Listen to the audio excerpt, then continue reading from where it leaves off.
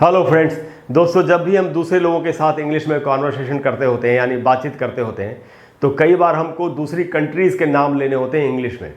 अच्छा दोस्तों, अगर हमें उस कंट्री के नाम का ठीक से प्रोनाउंसिएशन यानी उच्चारण नहीं पता, या अगर हमारे मन में कोई भी डाउट है थोड़ा सा भी कि कहीं ये गलत तो नहीं है, तो वहाँ पर हम वो बोलने से अटक जाते हैं। दोस्तों, वहाँ पर हेजिटेशन होती है।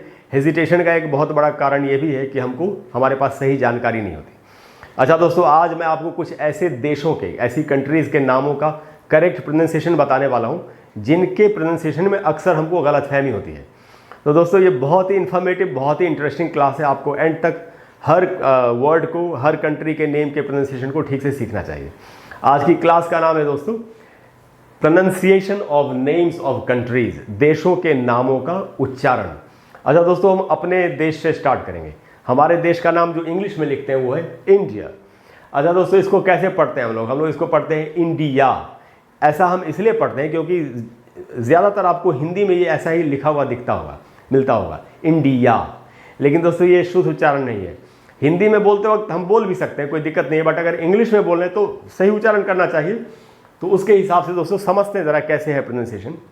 अच्छा दोस्तों, इसमें जो ई है वो बड़ी ई है और वहीं पर ज़्यादा देर तक रुकना है आपको, वहीं पर स्ट्रेस है, जो सिलेबल स्ट्रेस वहीं पर है। तो इसमें ई को मैंने अंडरलाइन कर दिया, यानी इधर ही ज़्यादा रुकना है। जिसको मैं अंडरलाइन कर दूं, आप समझिए वहाँ जो साउंड है उस पर ज़्यादा रुकना है। तो इसको पढ़ेंगे दोस्तों इंडी, और अंत में आप देख रहे हैं कि आधा अ है। तो मैंने आ क्यों नहीं लिखा? ये ए से तो आ बनता है ऐसा हमको लगता है।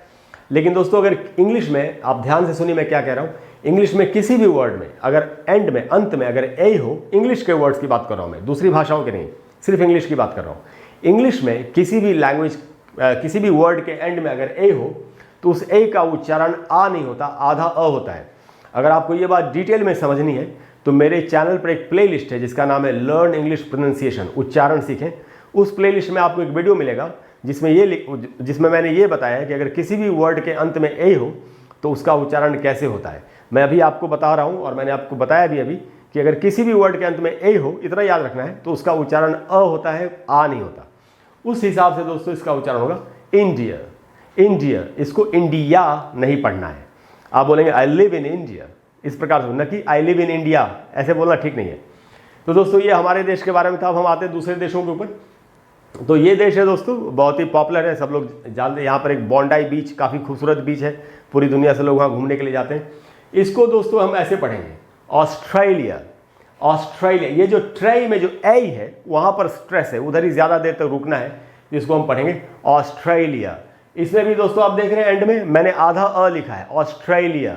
ऑस्ट्रेलिया क्यों? क्योंकि ये भी ए से ख़त्म हो रहा है, इसलिए ए को इसमें आ नहीं अ पढ़ना है, इसलिए ऑस्ट्रेलिया इस प्रकार से पढ़ेंगे। अच्छा दोस्तों, उसके बाद है अमेरिका। इसके भी अंत में आधा ए है, इसको भी आ नहीं आधा अ पढ़ना है। कैसे? और इसमें स्ट्रेस कहाँ पर है? इसको हम ऐसे पढ़ेंगे दोस्तों, अमेरिका। अब इसमें मैं में जो ए है वहाँ पर ज़्यादा रुकना है आपको, वहीं पर स्ट्रेस है, मैंने उसको अंडरलाइन कर दिया है। तो इसको हम पढ़ेंगे अमेरिका, और क के बाद आधा अ है, यानी क पर थोड़ा सा रुकना है, इसको हम पढ़ेंगे अमेरिका, न कि अमेरिका। और हम लोग तो इसको अमेरिका भी बोल लेते हैं, तो कोई बात नहीं, अपना हिंदी में बोलते वक्त या पंजाबी में बोलते वक्त हम बोल सकते हैं, बट अगर इंग्लिश में बोल रहे हैं तो सही बोलना चाहिए, इसलिए हम पढ़ेंगे अमेरिका, अमेरिका। अच्छा दोस्तों, उसके बाद हम आते हैं बांग्लादेश, जो हमारा पड़ोसी देश है।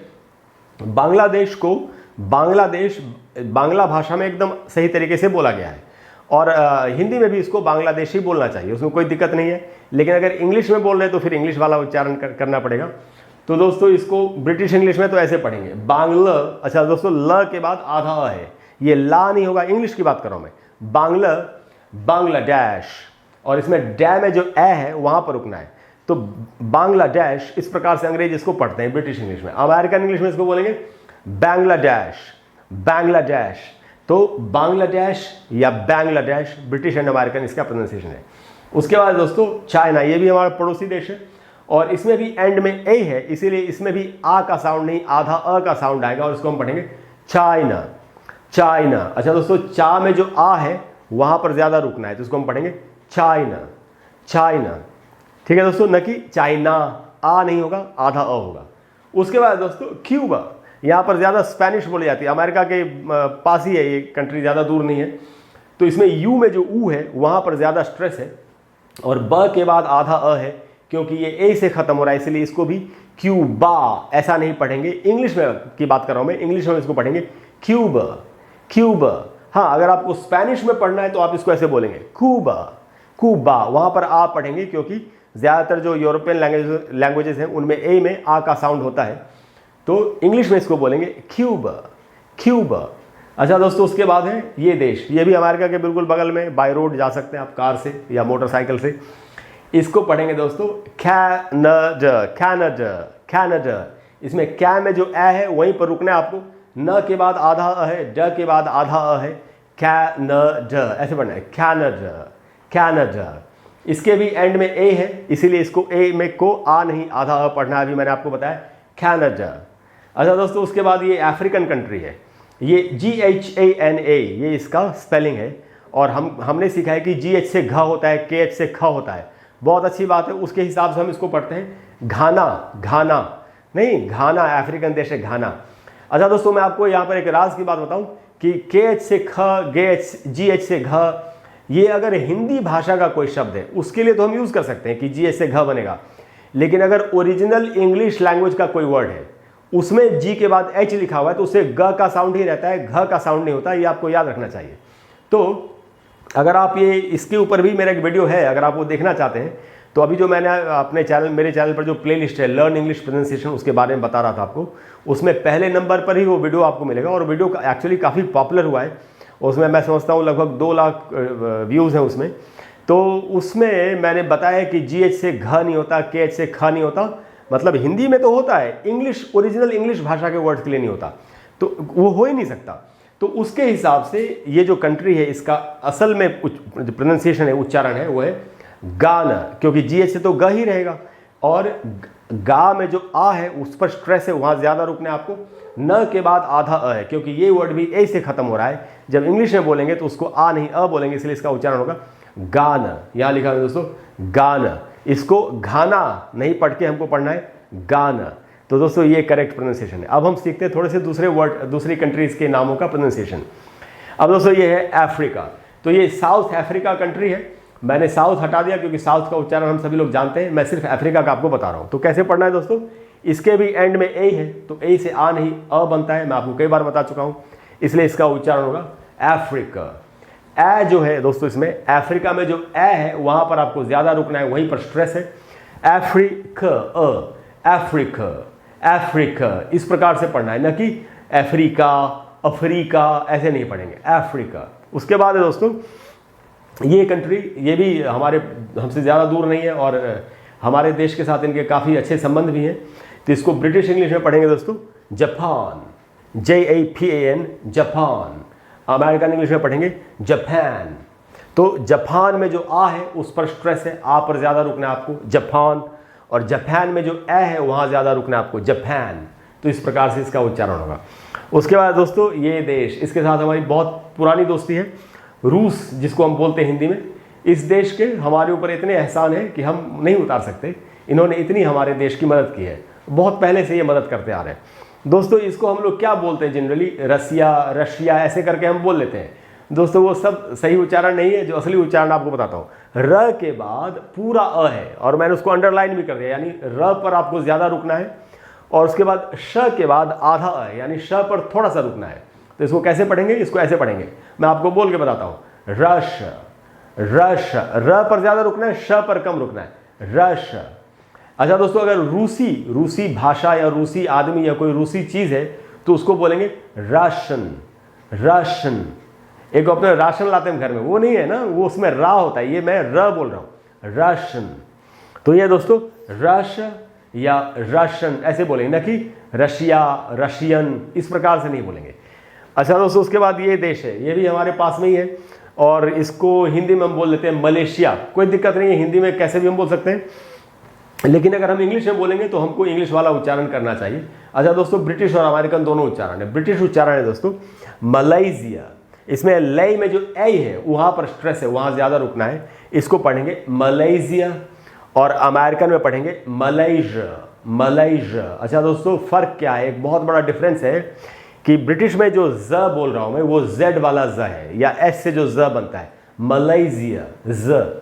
लेकिन ये जो नीचे वाला ज है, मलय, इसमें जो ज का साउंड है वो वही है जो प्लेजर में होता है, इट्स माई प्लेजर। तो दोस्तों ये साउंड कैसे निकलता है? हिंदी में जब हम बोलते हैं श, यानी हम बोलते हैं ना शंकर वाला जो श होता है वो वाला, या शालिनी में जो श होता है, तो श बोलते वक्त हमारे मुंह के अंदर जैसी जीभ की पोजीशन होती है, उसी पोजीशन में, उसी स्थिति में जीभ को लाके हमको ज बोलना है। जैसे हम बोलते हैं श, वैसे हमको बोलना है ज, और ये साउंड अपने आप निकल जाएगा। आपको हो सकता है थोड़ी सी प्रैक्टिस करनी पड़े। तो इसको पढ़ेंगे दोस्तों हम मलैज, मलैज, ये है मलेशिया और ये है मलैज। याद रहेगा आपको, थोड़ी सी प्रैक्टिस करनी है। अच्छा दोस्तों, उसके बाद ये वाली कंट्री, इसको हम बोलते हैं इंडोनेशिया। एकदम सही है, हिंदी में कोई दिक्कत नहीं, बट इंग्लिश में बोलेंगे तो ध्यान रखना पड़ेगा। तो दोस्तों इसका जो ब्रिटिश उच्चारण है वो है इंडोनेशिया, इंडोनेशिया। ये नी में जो ई है उसी पर स्ट्रेस है, वहां ज्यादा देर तक रुकना है और इसको पढ़ना है इंडोनेशिया। ये ब्रिटिश उच्चारण है। अमेरिकन उच्चारण है दोस्तों इंडोनेशिया, इंडोनेशिया। जैसे ये था मलेशिया एंड मलेशिया, वैसे ये है इंडोनेशिया एंड इंडोनेशिया। तो दोस्तों क्लियर हो गया। अब हम आते हैं जो बिल्कुल हमारा पड़ोसी देश है नेपाल, जिसके साथ हमारे ऐतिहासिक, सांस्कृतिक, धार्मिक हर प्रकार के संबंध हैं। तो दोस्तों हिंदी में हम बोलते हैं नेपाल, और जो नेपाली भाषा में भी इसको बोलते हैं नेपाल, उसमें कोई दिक्कत नहीं है। लेकिन अगर इंग्लिश में बोला जाएगा तो फिर अंग्रेजी के हिसाब से बोला जाएगा। ब्रिटिश इंग्लिश में दोस्तों इसका उच्चारण होता है नफोल। अब थोड़ी सी हैरानी होगी आपको, नफोल ये ब्रिटिश इंग्लिश है। अमेरिका ने बोलेंगे दोस्तों नेपाल, नेपाल। तो नफोल ये ब्रिटिश है, नेपाल ये अमेरिकन है।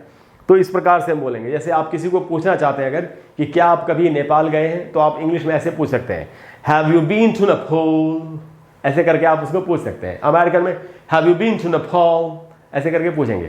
तो दोस्तों ये था नेपाल के बारे में। और अब है पाकिस्तान, ये भी हमारे पड़ोस में, ये बिल्कुल। और पाकिस्तान का भी दोस्तों ब्रिटिश और अमेरिकन दोनों ही उच्चारण है। ब्रिटिश में इसको बोलेंगे पाकिस्तान, पाकिस्तान। इसमें टा में जो आ है वहां पर स्ट्रेस है, वहां ज्यादा रुक रहा है, इसको हम पढ़ेंगे पाकिस्तान।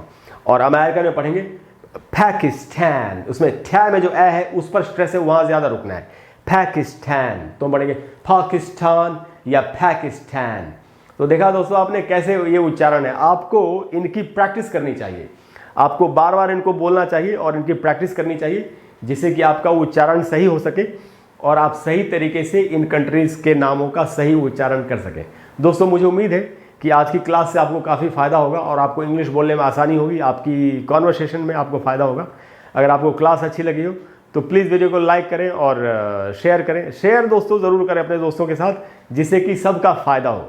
मकसद यही हमारा होना चाहिए कि सबका फ़ायदा हो, सब लोग ज़िंदगी में आगे बढ़ें।